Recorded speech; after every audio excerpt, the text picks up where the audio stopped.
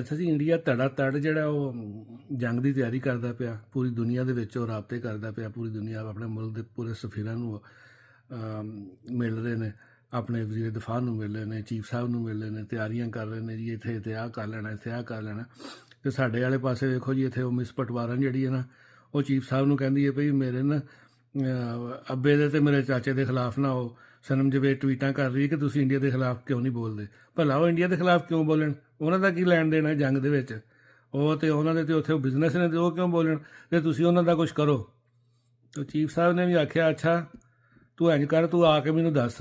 ਇਹ ਫਿਰ ਉੱਥੇ ਗਈ, ਫਿਰ ਇਹਨੇ ਜਾ ਕੇ ਦੱਸਿਆ ਬਕਲਮ ਖੁਦ ਕਿ ਚੀਫ ਸਾਹਿਬ ਇੰਝ ਹੋ ਰਿਹਾ। ਅਤੇ ਚੀਫ ਸਾਹਿਬ ਨੇ ਕਿਹਾ ਅੱਛਾ ਇਹ ਤਾਂ ਹੁਣ ਤੂੰ ਆਪੇ ਹੀ ਆ ਗਈ ਹੈ, ਅਤੇ ਹੁਣ ਤੂੰ ਦਿੱਤੀ ਵੀ ਆਪਣੇ ਟਾਈਮ ਦੀ ਕੁਰਬਾਨੀ, ਅਤੇ ਚੱਲ ਠੀਕ ਹੈ।